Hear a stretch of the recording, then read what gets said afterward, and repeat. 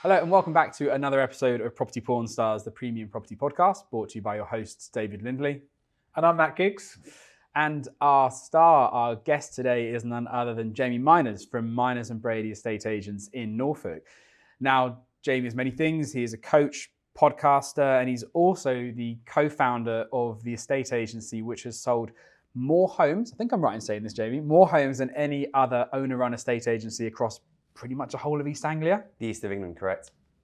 That is quite an accolade and quite an achievement. So thank you for joining us on the podcast. Thank you. Thanks for having me on, gents. Can't wait to get stuck in today. Yeah, we've got quite a lot to grill you on. Mega setup. I've got to say, this is premium. Yeah. I'm impressed. It's the premium property podcast, Jamie. We can't do anything I but can premium. see that, yeah. We're not on some little Zoom here recording, are we?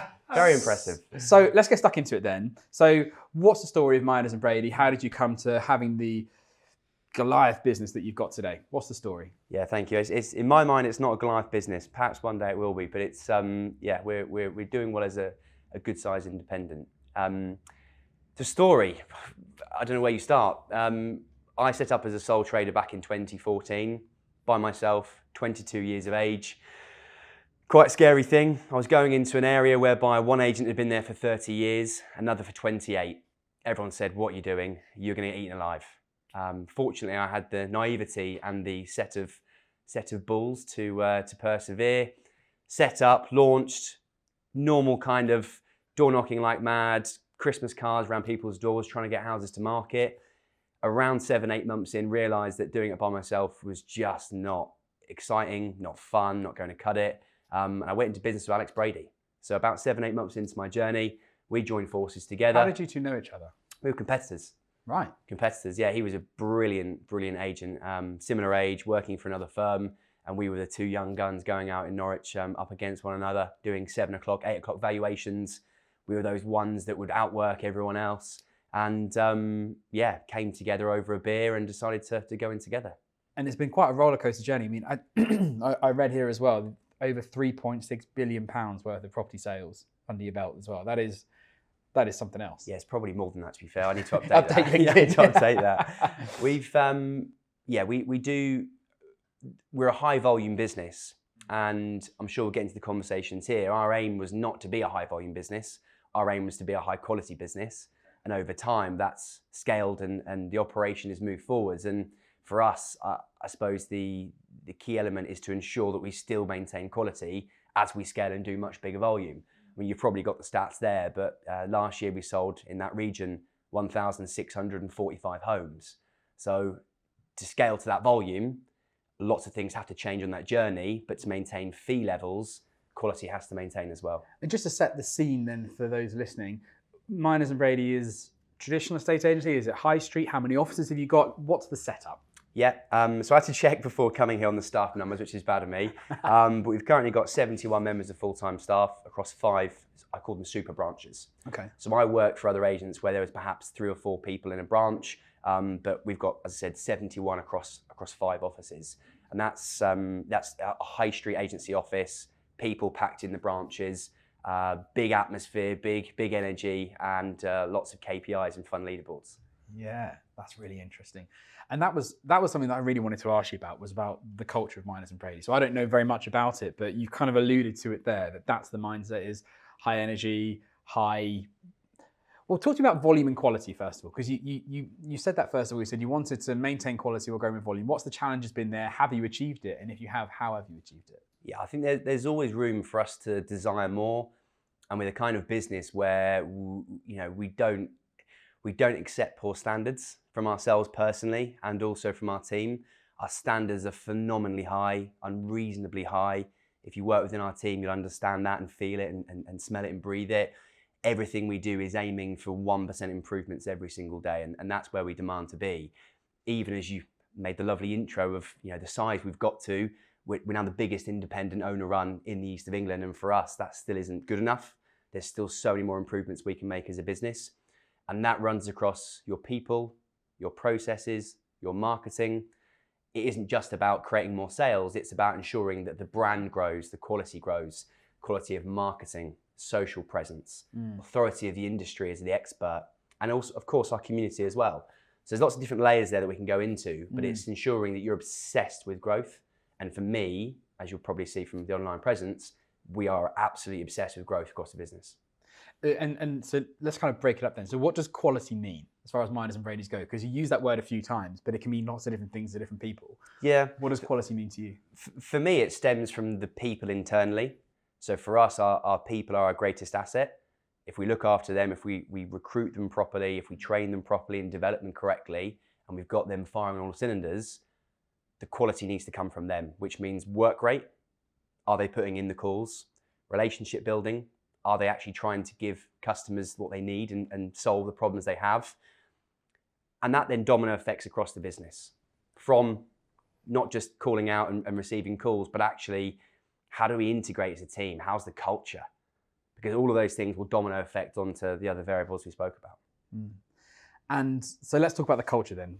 If I'm working in Minors and Brady, what's the culture feel like around me? How do you cultivate that? How do you maintain it? What are the difficult decisions that you have to make to maintain the culture that you want? Firstly, it all stems from the top. Okay, so if the culture is bad in your organization, it's your fault. And that's something that when I coach business owners, they find it really hard to take on the chin. It's not my fault, it's XYZ persons, they came in, no, it's your fault, right? As the leader of the business, your job is to set the standards, and your job effectively as CEO. You are Chief Energy Officer. Your job is to set that culture and that tone. So if the culture isn't right in your organization, fish rot from the head down, that stems from you as a business leader. So we have to make sure that we're sharp. We have to make sure that we're on the ball.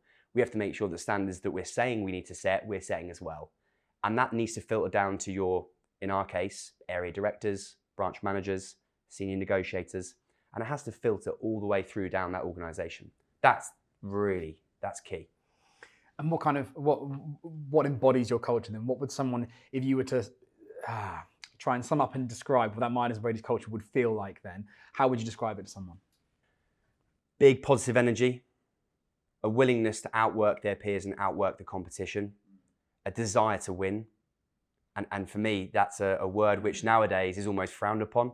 Oh, that's what I was desire to win. We've exchanged messages around this, and it's a really interesting thing in the current climate, and certainly in this modern world that we're in, more post-COVID as well, where willingness to work is frowned upon.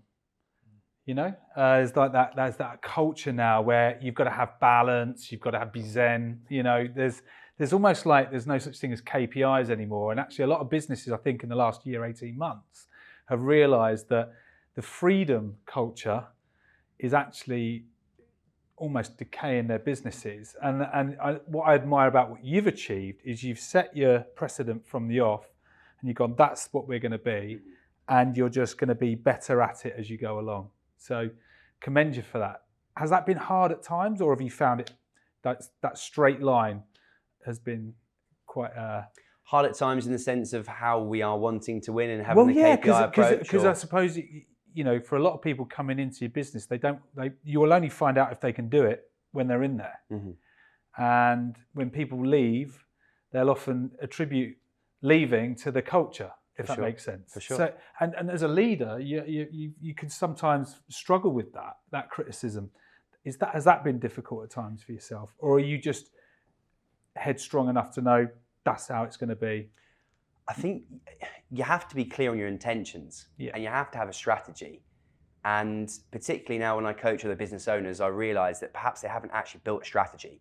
They haven't built the identity of what they want their business to be and how they want it to look. So for us, outworking our competition, outworking ourselves, making sure that our standards are kept high, making sure that all the basic processes that the agents listening will know, of calling people back on time, of actually returning that email same day, of actually doing the thing they promised they're going to do, all those basic standards stem from us as leaders and from the people simming down. Overflowing bins. These are all such basic things, but if I go to a branch and there's weeds or overflowing bins, I'm fuming. Do you know, it's really funny. I was listening to something that Simon Wales said. He did a podcast the weekend, and he's right about this. And he is a supplier to the industry, as I am, as you are as well, and walked into many estate agency offices. And he's absolutely right when you say you can walk into an office and without knowing anything else, you can feel whether that office is successful or not by the bit of a crap word for it, but the buzz that comes from that office. The eyes don't lie. So if I go into a branch and I ask if everyone's okay, the eyes don't lie. Just look at the eyes in the room and you'll sense which eyes aren't feeling good, and you can take them for a walk or a coffee and you can suss out what's happening in that office very quickly. That in itself is really interesting. That level of emotional intelligence is really interesting. Just take a little bit of a sidestep for a second. Matt knows I'm a bit of a geek. I like my numbers and I like my stats and I like getting into it. Okay. And I'm not saying this because you're here and you know that I do this a lot, but I did a little bit of homework on Minors Brady. I've never really seen anything like that. So for those listening and those that are interested in stats, because there are weirdos like me out there. So I looked at the whole of NR as postcodes. Maybe you go outside of that. Maybe that's too big, too small. It made my life easy when I was doing the research. I did all of the NR postcodes, all of the Norfolk, Norwich. I can tell you the numbers, but I bet you can. I just did it for a specific 12-month period. Yeah. So your market share there is, maybe this is right or wrong, but in that area was 11.46% of the whole market. Yeah. The nearest competitor was 8.5%. And you go, well, that's quite a big difference. Then it goes 8%, 4%, 3%, and then everybody else, all the also-rans. But on top of that, the bit that I found really interesting is then I look at growth. And what you normally get, what typically happens is the one that ends up on top no longer has that kind of underdog attitude and feeling and mentality, and generally they start to come off the boil a little bit. It's the opposite. And you've grown, it says here, 8% year on year, the same time as well. And that's why I'm like, wow, it's just amazing. And I suppose the thing that doubly surprised me about that, and this is a funny thing to say, but your business feels like a very, dare I say it, traditional estate agency setup. You've got high street branches, you've got people in office. It's going against the grain, that's what I was just saying. It kind of is going against the grain. The grain of today. Of what you hear, and I suppose like the shifting tides of what is not fashionable, but the next thing in estate agency, and goes one particular way. But what you've done there is as typical in it from a, if you squinted and looked at it, typical from the high street estate agencies you could be, but the results are very atypical. But independent. Yeah. It's I found that really spoke on Chris Watkins' podcast, and he said, "What do you do differently?" I gave him the honest answer. He said, "Well, it's not very exciting." I said, "Well, that's just the truth. Yeah, we just do the basics phenomenally well across the business. Our level of detail and precision, we measure everything and we understand it, but we couple that, as you said, with emotional intelligence. For example, we've got a team of sales progressors. They have a very good month. They're under pressure. We might send them to a spa day. So you mix the KPI-driven business with, okay, there's a problem there. How can I suss that problem out? How can I offer support? And how can I make sure that that department or team are actually feeling a little bit of love as well?" How much of that emotional intelligence comes from you and Alex, your co-founder? How much of it comes from you two directly? Or have you trained or recruited as such that your next level of management, they can have the same level of emotional intelligence? How do you achieve that? Fortunately, they do. Yeah, they're really good friends of ours. They've grown within the business. So our area directors and directors within that company are people that we've had from the early stages. Yeah, we've had those people on that journey. One guy I was best man to his wedding a couple of years ago, which is awesome. One of our directors, operations director, another director, a listings director. I knew him when I was 10 years old. We played football together, and I got him into agency about 10, 11 years ago. Another one of the area directors is Alex's second cousin. Again, he took him as a trainee when he was at Hart, 10, 12, 13 years ago maybe. Yeah. And another area director, he joined us 7 years ago as a trainee. So the key core, if you like, directors have grown up with us, they've understood the model, they've understood what we're about. And we've now, it's what I find really special, is we've now got the next generation of managers and seniors who are then under their wing. And there's a really, for me, this is the most exciting time I've felt in our business for many years. We've got the next couple of layers already there. Yeah. It's like the class of '92 at Man United, right? I can feel the Nevilles and the Scholes and the Beckhams and whoever coming through. And I look at that and say, okay, wow, we've got a really great opportunity as a business. There'll be businesses out there that are listening to this thinking, yeah, that's great, you've got them, but how did you get them? And for me, is how do you then retain them? Okay, good question for you. How many agents do you think pay a recruiter in the UK? I've got no idea. Good percentage. How many do you think we've paid as a recruiter over the years? None. Not a penny. Yeah. I've never paid a recruiter. We have 71 people and we've never paid a recruitment company ever. Do you know how? But this is what's refreshing. So in the first 6 years of gigs, 7 years of gigs, all of what you described, spa days, taking team to New York, driving them really hard. We had some messages over Christmas about this and how you've kept the KPIs going. And we didn't, we dropped off of the certain things that I always felt were fundamental if you're in sales. Mm-hmm. And, we'd never recruited through a recruiter. And it's only been in the last 3 years that we've done that. Mm-hmm. And actually, it hasn't actually worked. Mm-hmm. And that's not to knock any of the recruiters that we've worked with at all. But actually, if you've got your culture so clear and your vision is so clear, from the outside looking in, people know whether they want to be a part of it or not. So it's not a shock when they come in. So I spoke about it on, Chris's the other day, but we have a subs bench for every position in the company. So I can go to my operations team, my ops director, and my operations executive and say, that position, tell me 3 candidates that can fill that role if for any reason that person isn't good enough or leaves. Great. We have folders, we have people literally on a subs bench really, really keen to come in. It creates an environment whereby the people within the business need and want to stay on their toes and they want to progress further within the company. But it also creates an environment whereby our standards can stay high. Because in a lot of businesses, the standards drop because you're worried of that person going because you haven't got other options, or of course you haven't trained them properly and developed them. How do you protect the environment because I can see there's a lot of teamwork as a culture, but when you're in a culture where people are driven on individual KPIs and achieving their own goals, can that rub up against that? For sure, and this is the juxtaposition. They're on override commission as a group. So if Matt, you're in a branch as a senior negotiator up against David sells a property, you get paid as well. So it's a really unusual mix because normally you'd have everyone v everyone, which causes a really nasty environment. Yeah. Or you have, we're all going to want to win together as a group. We're all going to want to become better agents, better people, better humans. And if you sell a property, I still get paid. Because what it means is you're then not just desperate to receive the call to book the viewing. I'll do the vendor care. I'll call through withdrawn. I'll do those horrible, dirty jobs, if you like, because I know that at some point it will come good and we will sell homes. It's override commission. And it's an interesting mix between that override, KPIs. is that pooled? Sorry, yes, sorry. Override just for the commission. listener. Yeah, no, sorry. Wasn't very clear. No, that's good. It sounds better actually, override than pool anyway, doesn't it? Sorry, wasn't very clear. No, but override's a bit more, it's got a bit more to it, hasn't it? Why do you call it override? I've never heard that either. Is there like actual difference, or is it just in the naming of it? No, it's same thing. An override of the branch. So whatever the branch gets. Generally that was for branch managers and directors, but we just call it an override for all parties. That is interesting in itself, isn't it? Somehow there is a difference there. Like if you say it's pool commission, it's like, okay, whatever's in the pool there, then we'll all take a share out of it. If it is override and it is the branch and we're all fighting for the branch, then that has a different feeling somehow. Yeah. It's a word, but it does feel different. Yeah, but I think the key isn't there. The key is just the key is managing it. Yeah, the key is for the managers to buy into that and the seniors to buy into that and the negotiators to buy into that and the trainees on the interview to understand it. You know, when we interview our people, we're very honest about the good and the bad. We're very clear. We're not saying it's going to be the best thing ever. We're saying to them for 6 months, it's going to be really hard. You're going to be tired. You're not going to have much energy. You're going to go home wanting to go to bed at 8 because it's going to be a lot to learn and the standards are phenomenally high. And if you want to work somewhere where you can get away with most things, this just isn't the place for you.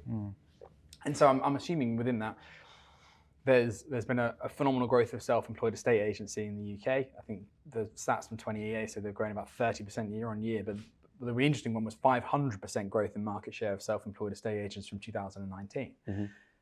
Does any of that apply in your business or not? Okay, now ask you a question. Let me think back on you. David, what sport do you like? What sport? Close to be rugby, but pretty loose. So you play rugby as a kid, as you were growing up? No, just watch it. Oh, okay. I've screwed you. I've screwed the test. Matt, because he likes football. Yes. Okay, and you played as a kid growing up? What was one of the best parts for you playing football as a teenager? Winning. It was great? Yeah, well, I loved playing sport. So football for me growing up was my main sport. You would not see me in early every night. I'd be out all day, every day. Every hour I'd be out playing sport all the time. But what else do you love about it? Because the change room environment, the togetherness, the crack, the banter. That's what I miss actually about. If I look back now, not having played semi-pro for a long time, it was the laugh. Okay, so you're a self-employed agent at home. Your 2-year-old's just chucked toys on the floor. Alexa's playing, the doorman's gone, whatever it may be. You're by yourself, great, sold a house. Is that a buzz? Is that togetherness? Is that a unit? And if you are doing it via Teams, is it the same? If you're in high street branches, which are traditional, and you've got 71 people across 5 branches, you know, one branch has got 20 people in, what's the feeling? It's togetherness, it's community, it's humor, it's we're all working on one same path. And what we're going to have in 5 years, the landscape of estate agency is going to change totally. We're going to have either That. the corporates, as they are, we're going to have that, which is big, powerful independents, or we're going to have self-employed only. Yeah. I don't think we're going to have entry-level or poor quality independents. I genuinely think they'll be wiped out. Yeah. And I think as regulation changes and comes in, they'll steer clear. The pressure, the costs, as we know, are very expensive to run an estate agency brand. I really think they won't last. Yeah. And I think the corporates, as we can see, they're going around the country, they're acquiring lots of businesses. You know, we're in a crazy time of acquisition. What I couldn't agree more, by the way, because I think if it's a badly run business, which is what we're talking about, it's not, you know, which many independents are, because they don't want to be associated with being corporate. They hate the word corporate, but corporate is actually, if used correctly, structure. And structure in any field, any business, is essential for the personality to lean on and for the people to understand. That's where I think you've really got it right from an observer looking in. The structure, the clarity, the vision, all of those things are really important. And they're very easy things to not have, because people would rather be given the freedom not to have them, and then they don't enjoy that freedom. So working on your own, actually, do you perform at a higher level working on your own without accountability than if you do around a team where you're part of something, there's a community, there's an energy? And one of the best things I've asked people is, what have been your best times in agency? And when they've described them, it's never been sitting on their own. It's been among others. Iron sharpens iron. I know that if I go into a branch and I'm around great people, instantly it sharpens even me. And instantly I'm listening to a 20-year-old closing something, and I'm like, that. You get that feeling inside you. You just can't replicate it. I've been on my own, working away from the businesses for too long. Being back in, I've started being around stuff again, and it's like, oh my God, this is why I was doing it in the first place. And actually, it's quite strange how you can miss that. Yeah. Jumping on something you just said there was a post you put on. Might have been a month or so ago. I can't remember. But You've really been digging, haven't you? I have been doing. I always do my digging. This is a worry. I'm going to pronounce his name wrong. Kian, yes. Did 43 valuations in 3 days. Yeah, he's currently on about 135 for January only, currently. This valuation's booked or attended, or what's booked? Not yet booked and seen. So, yeah, I mean, he's going some as old Kian. How has that come about? In terms of the valuations, or? Well, in terms of someone, I mean, I think that, I don't want to put words in your mouth, but I felt like your post was about showing how someone who was, I think he was relatively young or junior into the business as well, how he was absolutely smashing it.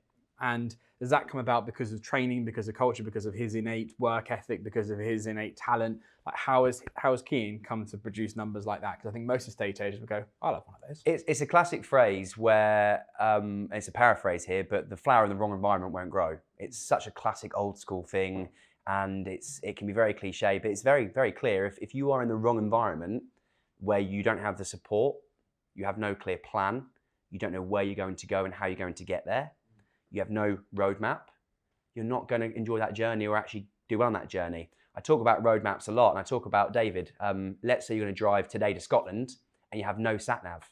How do you get there? You're going to be stressed, you're going to be uncomfortable, you're not going to feel familiar with where you're going. The journey won't be smooth, and it won't be very efficient. So you produce like career roadmaps with your team? Totally broken down. And what kind of, without going maybe into more detail than you'd want to, like what does that look like? If I'm Kian, what does a roadmap include? What does it not include? You know, does it get down to, like, use some ridiculous examples, but you know, job titles, salary bands? The whole lot. Whole lot. We break it down. We break it down for people, yeah. And he would need to do X in order to achieve Spot. Y? Yeah, break it down for people. Yeah. Break it down. And is it the same for every, do you do that by role or by individual? So is it different to Kian as to someone else who's got the same title as him? Or is it specific, right, Kian, you are excelling at X, Y, and Z. This is going to be the path that you're going on. Here's what your roadmap looks like. not everybody in your business wants to be a superstar. Not everyone needs to be, not everyone wants to be. And if you're playing a game of chess, you don't need every piece to do the same thing, okay? So you have to actually understand the person first and understand, where do you want to get to? We ask people that all the time in our business. Where do you want to be in a year? Oh, I want X, Y, Z. Why? Because of X, Y, Z. Why? And if you break people down in enough detail, you can actually understand where they really want to go. For some, it's money. For some, it's pride. Some, it's ego. Recognition. Yeah, prove their parents wrong. Prove that person at school that dumped me that actually I'm okay. You know, I'm actually all right. I can do something. Yeah. There's something. Do you want to tell us? That's Share why I'm so driven. That's why I've got passion. She'll be listening. All 4 of them. Yeah. You know you've made it now. You're on Property-Pxrn. Not the massive business. Yeah. Okay, that's really interesting. But for Kean, I remember the conversation. It was broken down. I actually used this remarkable. And I broke down the rough pay, and I broke down the bandings, and I broke down what he needed to do. And even since, you know, I haven't messaged him loads of praise. I've messaged him, that's really well done, but here are 5 things you now need to work on. Yeah. And but that's support. It is, but for him, he already has the trust and clarity in us that we've set out the stall. He knows where he can get to. Now, this is a guy that worked for 2 other independents locally back to back and did not a lot. Can I ask a question? Where are you improving in your own performance in the next year? Personally, or? Yeah. So, you know, for our business to get to where it's got to, and, you know, I have a mortgage business now. We've acquired half a mortgage business back in August. We've got the coaching business, so I have with estate agency, which I love, and other local businesses. I've had to really evolve as a person.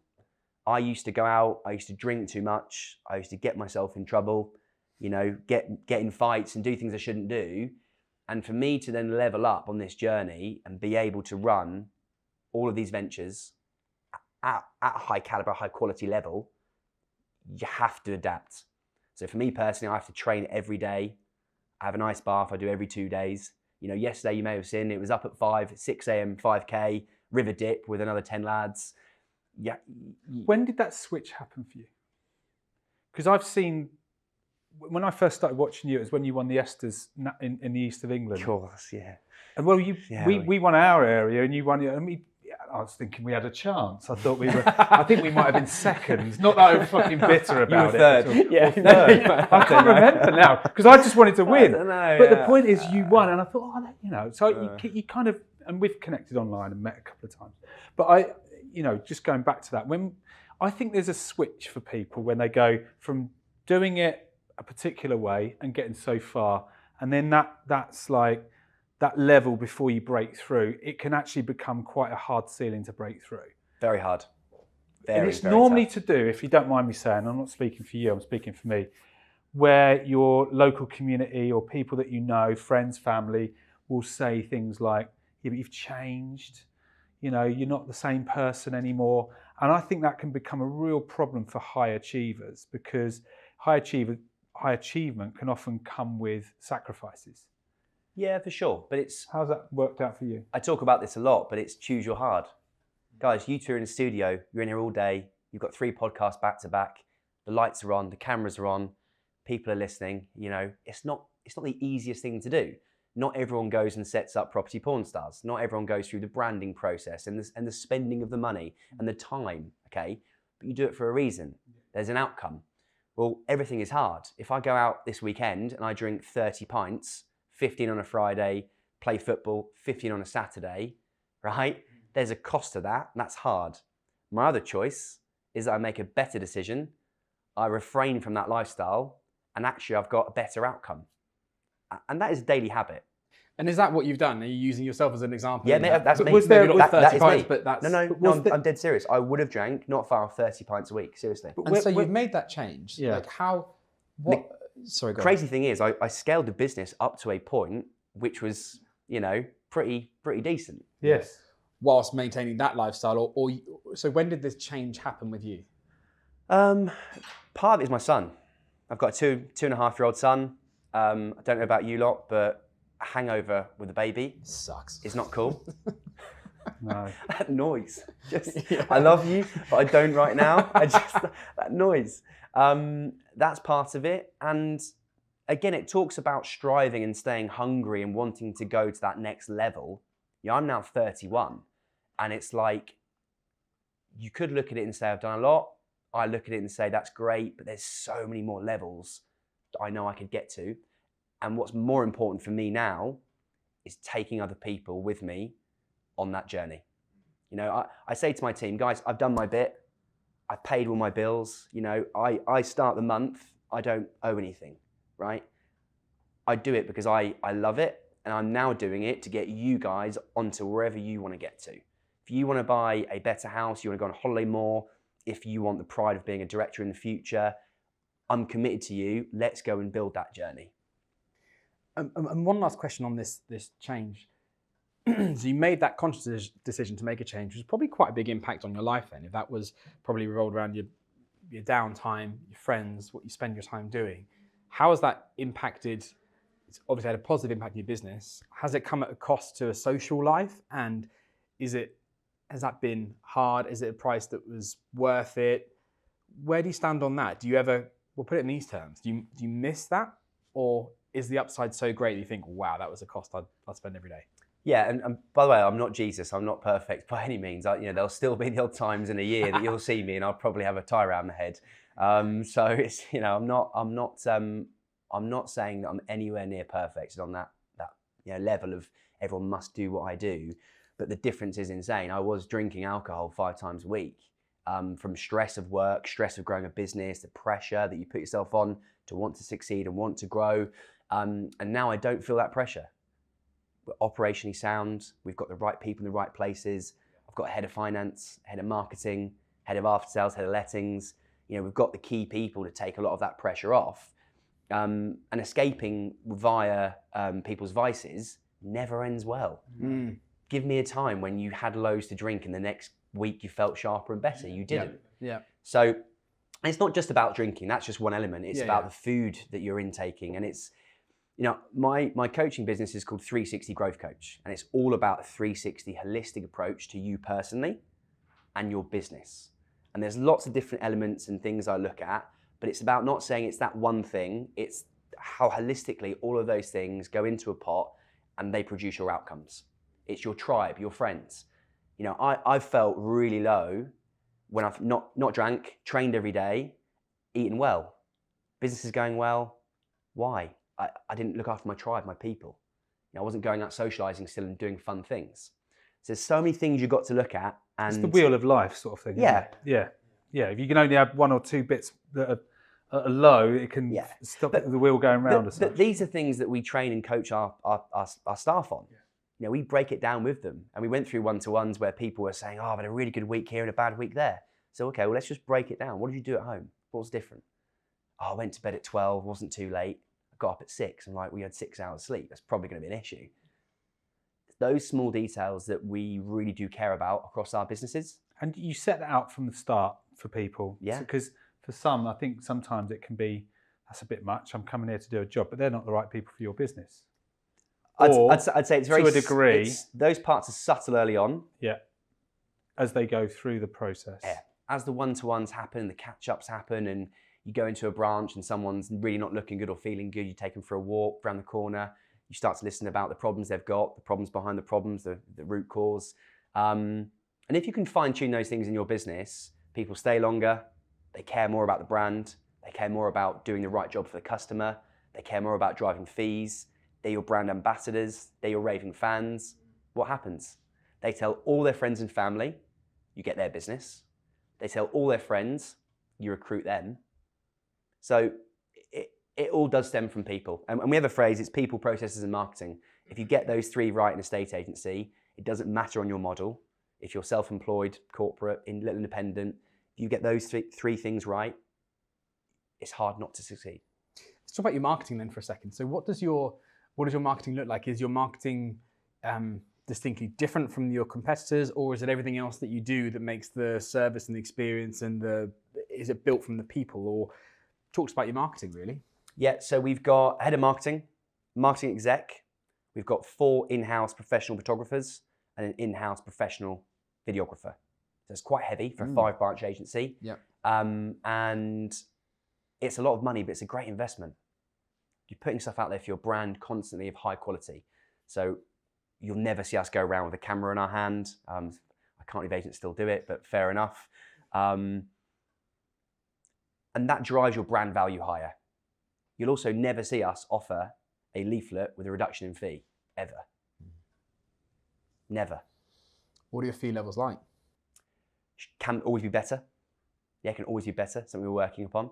And particularly as the market's changed over the last couple of years, something we've worked really hard to drive those fees higher. But to drive fees higher, what do you have to do? You have to add more value. You can't just suddenly put your feet up. You know, you have to actually demonstrate and show and educate and actually offer something that is genuinely going to get the result for the customer and you. How do you do that? Okay, well, great marketing, great people. What's your marketing like? Okay, well, here's what we're going to do for you. And you guys know, you guys have built a business upon this. I mean, you're here now in a proper setup studio. This is not a corner cutting setup, is it? It's interesting you say that about that, because one of the first things you said on this conversation, you were talking about volume and quality. And rightly or wrongly, when you said quality, that was where my mind went, was to fees. I was like, it often seems to be the two go hand in hand, is that as you grow massively in terms of your quantity, then your fees can often take a hit. Have you found that to be the case or not? As your fee, granted, you want to improve it over time, and so you should, but have you found that the growth has been quite explosive? Have you found that as it's continued to grow, the fee percentages have been impacted by that as the control gets dispersed throughout offices and teams and people, or not? The dip we had was when the market went bonkers. Yeah, okay. Then it was a case that everyone was ducking and diving on a fee because we knew we'd sell the house very, very quickly. As the market changed, me and Alex, my business partner, sat down and said, right, we need to sharpen everything in this business. You know, we're going into a really tough period. Rates had exploded. The inquiries weren't happening. Calls weren't coming in. We're going to have to drive fees up. We need to earn more money. And actually, we're doing a lot of work for a client and a customer. Our sales progression, our videography, photography, I mean, there's so much we do. We need to drive fees up. So we set some fee standards. Where the trick then comes is when your valuer in a branch that's 50 minutes away from you drops their pants on fee. If you allow that, they'll just do it again and again and again and again. Yeah. So where you keep your fees high is you address that problem head on. And you challenge the value. You have a conversation over it. And if needs be, you take it off the listings. You take it off the KPIs. You know, you say to them, unfortunately, you won't get paid on that. You haven't met the minimum fee standards. They probably won't do it again. Yeah. Yeah. And that's how you maintain fees. You're forcing them to get better, right? Because actually the message behind it is the easiest thing to do is to drop these things. And then once you've dropped them once, you'll drop them again and again and again. If you learn that you can't negotiate, you're going to learn how to negotiate. You're going to learn how to do the job better, because you're going to have that belief, that confidence. You know what it's like. If you're going to take the island, you've got to burn the boat. Basically what you're saying is at the minute is there's no way in the world are you allowed to come back to this. Non-negotiable. Place. Absolutely. That's what we say. It's non-negotiable. I mean, we had, and that was a tough period, because we had our best people who we love to bits. At 6 o'clock, they're our best mates. Go to the pub, play some pool. Jamie, I've got this instruction, 750 grand, 0.9%. You know, I know our minimum's got to be 1 at that level. No, you can't do it. I've already got a buy. It doesn't matter. It's quite clear. We've set where we need to be. You know, do you not believe we're worth that? Well, of course I do. Okay, well, why do you believe that? And you let them answer their own question. Great marketing, proactive buyers, etc., and you don't allow them to do that fee. You have to be strong to make that call and not buckle to that team. That's how you scale with quality, and that's hard, because you have to have these conversations all day across the business. All day across the business. How do you but I want to do X, Y, Z. No, we've set that. Yeah. So you're I suppose the people that work with you closest are the directors. Yeah, and that's your role to kind of drill that in, that belief, those standards and those kids, and it's then their job to go into that place with their team. Absolutely. Do you find it difficult not to arc in?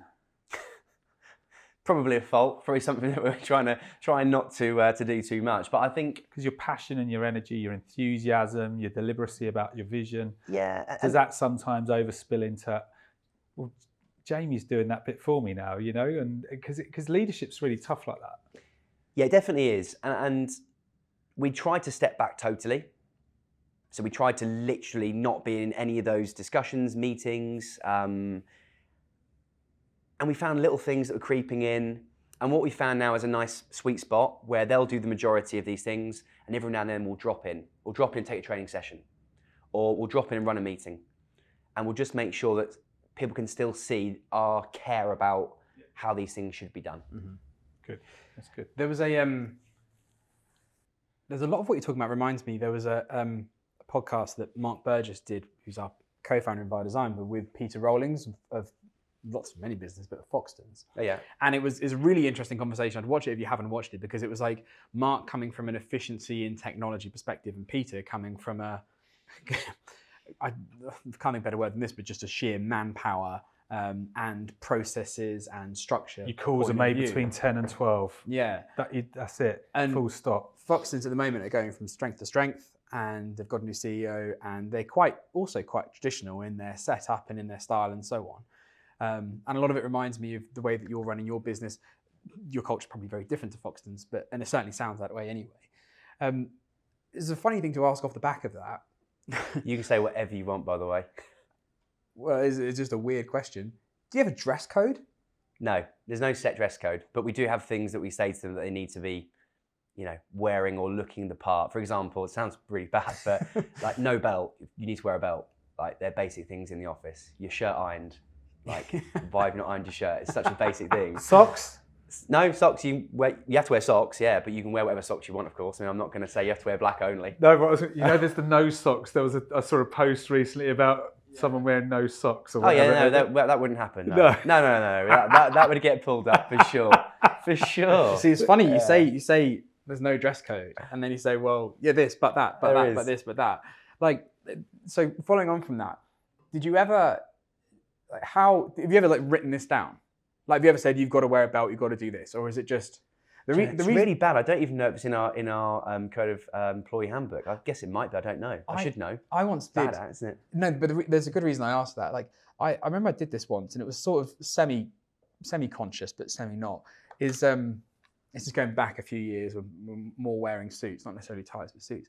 I started wearing a white shirt in the office every single day. Like, not a blue shirt, not anything, just white shirt every single day. And I started noticing, I never said anything about it, I started noticing that everyone else started wearing white shirt. And it just became a thing. Never talked about, never mentioned. It just, everyone was wearing a white shirt now. And I was like, I'd never told them to. I'd never want to say that to someone. But it just became a thing. And I wonder whether, the reason I ask it is about the culture, and also to get a better understanding of sort of what Minors Brady feels like from a customer's point of view. Is it a suited and booted estate agent coming into their house in the cliched shiny suit, or is it much more of a casual approach as a business, trying to gauge where that culture lies between formality and individual? It's generally chinos, so nice professional chinos, a nice jacket, a shirt and a tie if you're a valuer. They are hitting me hard. They do want to remove the tie. We are getting some backlash from the valuers. Still wear shirt ties? We do, because of the area we're in. You're in. I was going to say, it's in this Norfolk. Is where you have to think about the clientele you're going to see. Yeah. Now, I personally, if I had an agent round, I'd rather them in probably, and they'll listen and hammer me for this, but probably no tie. But we have some customers that are really insistent upon the professionalism of having a tie still. So we're probably on that cusp of making that change. Yeah. I know it sounds like a minor thing. I was just interested. It was more from a cultural point of view. So, like, how explicit do you need to be, or does the culture kind of carry itself? We've got a new thing of quarter zips. They are literally sweeping their way through our business. Our operations director wore them for a bit, and now I go into every branch and all the guys, no jacket, but it's a quarter zip. So yeah, it's a funny one. But no, going back to the people element, it probably sounds like it's very overly structured, and it's probably not a great way of putting it across. But we have so much fun. There's so much love and passion and human-to-human connection, and there's a togetherness that you just can't replicate. Feel that. I think, obviously I follow you and I encourage others to do so, but you do feel that, the amount of training you do together, the fun stuff that you go and do together. It's very much a culture that celebrates togetherness. Yeah, and we've got a European tour we've launched, so top performers will get paid to go away, and there's probably things many other agents have done over the years. You mentioned Foxtons, Guy Gittins. Regardless of how you look at their processes, the business looks fun again from the outside in. Yeah, it does, yeah. It looks cool, looks fun. He's doing the cars and the minis and stuff like that, isn't he? Yeah, it's fun. It looks really cool. Well, I think what they've done is they've chose 4 or 5 areas to just really focus in on, and they've specialised in those areas. They've made it, like you say, culture's obviously quite a big one for them. People look like they're proud to work there again. And I bet you, I haven't done the research, but I bet you they've got their, Instagram in their bio says senior negotiator at Foxtons again. Yeah, I bet you're right. Yeah, that culture changes. Yeah. They've got something on their wall I saw. It was like 5 statements about them that they are and do in the background. I walk past the offices and peer in as you do. And that wasn't there before. So he's got, as you said, a list of small amount of things that they're drilling down upon. And that's then creating a snowball effect and dominoing into the rest of the business. Culture is everything. If you get it right. Culture eats strategy for breakfast. Yeah. Do you find though that it's, like I think I said at the beginning, I think one of the things, it almost feels like we all need to just shake ourselves a little bit and remind ourselves that standards matter. They do matter. And I think there's been a lot more flexibility over recent years and a lot more freedom given, but not earned. I don't know if that makes sense, but I'm a bit of a fan of tough love as well, because I think you help people, right? On that note, I mean, was there a challenge with the traditional nature of the business? Was there we've had COVID, everyone worked from home, there was all of that, and then there's been a bit of a new culture that happened, and then this gradual return to the office. And you see it here, we're in Canary Wharf today, you see the place is pretty much buzzing. I was here before COVID and you couldn't really tell the difference between now. Did you have pushback from your staff when you said, right, that's over, back in the office? Or were they like, great, let's do it, I can't wait to get back in the office? Or was there some difficult conversations around that time? The people who push back no longer work in the business. Fair enough. because their culture wasn't right. And that's not to say we had to sack them. Some of them will just walk by themselves, because as the journey grows, if you're around that environment every day where everyone's happy and they're positive and they're keen to get into work, and there's one person that gets in at 8:31, quite soon the rest of the team are going to, nudge you to your own exit. So those kind of people in the business, left, did other things, went on to other industries. But for us, as we scaled, as I said, getting the operational back-end stuff correct and getting that organised, that's been one of the most important part of our business growing. You talked about growth earlier. What does the future look like for Minors Brady? Where is the next stage of growth in the business? Yeah, so this year we are acquiring other firms. We are actively in the sales process with several companies. Sales, lettings, both? Mixture. Yeah, can't say much more. Our sole aim, or not sole aim, but my big, it's driving around in my brain, is to take us from 250 managed units to 1,000 by December the 1st. So 4 times our lettings, hopefully, touch wood, this year. And openly, you look at our sales are up there. It's to drive that market share again even further, increase our branches from 5 to 10, not this year, and keep moving forwards. So it's interesting you said about that, because I almost until that last sentence, I was like, right, okay, you're going for kind of market penetration here, and then you said doubling the number of offices. Is that further penetration in the area, or you're looking to expand further afield? What does that look like? Yeah, we'll expand further afield. Yeah, okay. Yeah, we'll expand further afield. How do you choose the area you want to target for the next office opening? Do I say this on your podcast? Do I give the strategy away? I tell you what, say it, and then we can edit it out if you don't want to. We've got about 4 weeks. Comes on it. You just winked at me at the same time. Hey Matt, we'll edit this one out. That for our brand and our strategy, we now need areas that have volume, that have the cycle of volume. Yeah. So we need the like 2 churn. Beds moving to the 3, 3 to the 4, 4 to the 5, 5 to the bungalows. Yeah, okay. So if you have small satellite offices, generally you can't have that chain building. Yeah. You can't build that movement of cycle that you want. And you also, in 1 year, 2 year, 3 year, 4 year, they then move again because the life cycle needs to happen. So if you go into an area that doesn't have that life cycle, it's very tricky. For example, there's an area near us called Holt. Yep. So if you know Holt or not, very nice place. A lot of it is second homes and relocators. That wouldn't work for us. People would move in, they wouldn't do the cycle of 2, 3, 4, 5. So for us, areas like Ipswich would work. Yep. Far enough away from our existing branches, massive volume, lots to go and take on. And that's an area for us in the future that is something we'd probably look to do. Yeah, makes sense. It's areas like that we've looked at in the east of England and we say, okay, that would work.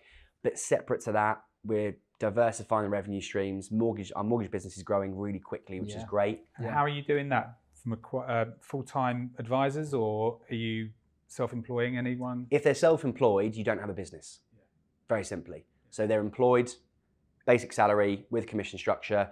So we've got 4 mortgage brokers at Norfolk Mortgages. We've got some back-end team as well, helping with the admin. And they're getting good leads. I mean, you look at the inquiry numbers, they're doing well. I want your opinion on this. The self-employed model for a estate agency.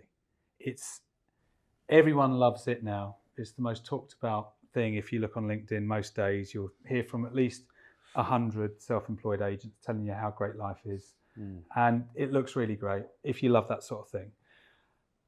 I really want to challenge it in respect that I actually think that you touched on this earlier about working in teams and what that gives you. Do you think there's an element now that the fashion of self-employed estate agency, because if you look at the rate of churn, so people that are success, how many people last 2 years versus, let's say, a career, a bit like joining Minors Brady, you said at the start, lots of area directors, 7 years, 8 years, been with the company. Do you see that really swinging back towards the kind of team model, the traditional model, just well run? Self-employed estate agency will have its place for sure. Yeah. And it will increase in terms of number of agents that give it a go and give it a try. Where self-employed estate agency will really struggle, and there's lots of different brands that are operating, as we know, that are trying to, we're the best and we're the best and we're taking on the most. The ones that succeed are the ones that can create this one particular thing, community. How does that brand create a community? Do they have lots of cool fun events? Do they have their own leaderboards? Do they have their own proper built-in training system? And if not, they won't last. They will fail. And if you're listening now to this, I will call you out for that. That won't work. The only way your self-employed brand will work and operate and keep growing is if you create a community somehow. And how do you do that if we're 10, 20, 50, 100, 200 miles away?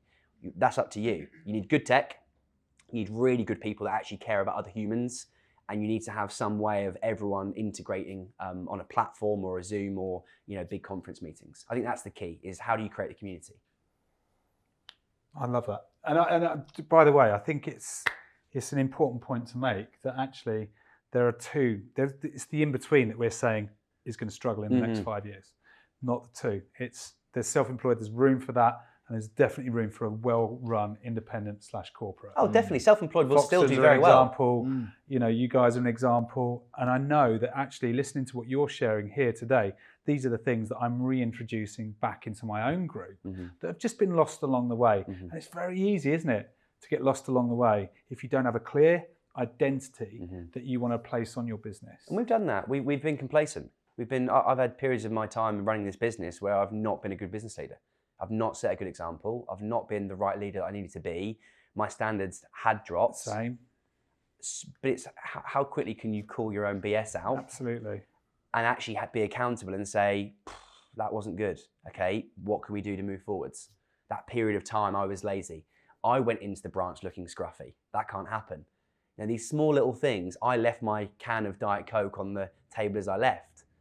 Those little things do creep in across the business. And they're small details, but the devil really is in the detail. I heard a saying, I'm going to butcher it here, but it was something like a problem accepted as a new culture started. Yeah. I thought, wow, yeah, that's really true. I like that. Don't expect what you don't inspect. And there's a lot to be said about that, about expectation management. And that aligns with standards. But if you don't go checking or looking, then don't expect them. It really is. It comes back down to those basics being managed really well. Yeah, Alex, and I'll give him massive credit for this. He is the structured one of the two of us, which is great. He's brought all that into the business. He worked at Hart. He was a branch manager there, and he brought a lot of that structure into this relationship, if you like. I was more the personality, emotional, reading people, sussing things out. He was more of the structure, and I'm very grateful to have taken a lot of his skills away from him, and we've merged that together. But we use a simple phrase of check, challenge, coach. And it's just check what someone's up to, challenge if it's the right thing or the right way to be done, and coach if they need help off the back of that. It's so simple. Like that. Yeah, check, nice. challenge, coach. And He's got his notebook out. What's that? I've just been making more notes today. We've got lots of those that we do across the business, lots of frameworks, but that's a really simple one that if you and your managers, Matt, and you're not there every day, and you can say to your managers, how often are you doing check, challenge, coach? Or I haven't today. Well, is your team going to get better? Yeah. Are you sure they're doing the right thing in your estate agency business? But yeah, for us, the challenge is going to be, how do we keep scaling and how do we keep the quality? How do we stay hungry? You know, how do you keep motivated along that journey? Yeah. And they're challenges that we're obviously going to have to face. Yeah. Right. From the profound and the sublime to the ridiculous. So, Jamie, we have a closing tradition on this podcast, being property porn stars. Everyone has their own porn star name, whether they know it or not. It's comprised of your middle name and your first pet's name. Okay. Hit us. I don't have a middle name, unfortunately. Another one, that's twice today. Second guess today. Yeah, sorry. What? I've got a double barrel surname though. I'm actually Right. legally Jamie Pedrosa Minors, legally. Okay, Okay. so Pedrosa. Let's go Pedrosa. That's Yeah. pretty cool. Pet, first pet. Shearer. Oh, that's very exotic. After Alan Shearer. Really? Yeah, it was, yeah. Not me, it was my family name is Shearer, so cat called Shearer. Yeah. Oh, I thought that was like some like Egyptian feline sounding thing, but no, it was Alan Shearer. Yeah, Pedrosa Shearer. Alan Shearer, not Shakira. No, Alan Shearer. Alan Shearer. Yeah, Very take a bit much of Shakira. Brilliant, brilliant. You've been a brilliant guest, and thanks for sharing so honestly about your journey. And you should be proud. I know sometimes when you're an achiever, you don't really look at patting yourself on your back very often. So let us do it for you. Well done. Great results. I've followed you for a long time, and I think you're doing tremendously well. Guys, I really appreciate your time today. Thank you for having me on. No, thank you. It's awesome to see someone having so much success at your age as well. Absolutely killing it. It's I'm not so jealous good to see. at all. No, I could tell you had a little bit of nervousness when I asked you where you're going to opening up next. I saw Is that. it going to be St. Neots? I thought, do I go there or not? Do I say St. Neots? You should have done. As soon as I mentioned Ipswich as a decoy, his face lit up. He was delighted. Delighted. Worthy rival. Bring it on. Minors Brady opening in St. Absolutely. Neots, March 2024. There you go. I don't think I could do it. I don't think I know Matt. Honestly, for me, I think how we do collaboration things. is one of the biggest things that people forget. And you've talked about Alex. That's the first thing you did, is you collaborated. Yeah. And I think people, if you take note of that, you realise where your strengths lie. And if you can bring people around you who've got the opposite strengths, it can actually create 100%, an amazing yeah. business. and even you guys with By Design, you know, you guys and your brand, there will be agents where that's perfect for. Yeah. They don't have the know-how or Yeah. perhaps the understanding of the upper quartile of the market, and you know that's where something like your business can work with lots of agents and help tap into that. Collaboration is one of our core values. So absolutely. Jamie, thank you again. Really Thanks, enjoyed mate. our Good to conversation. see you. Thank you. And thank you if you have watched or listened to this podcast. Thank you so much. We really appreciate you. Please don't forget to like, subscribe, follow, and share. And I'm sure you will share because it's been absolutely jam-packed with so much value today. Thank you once again, and we'll see you in the next episode. See you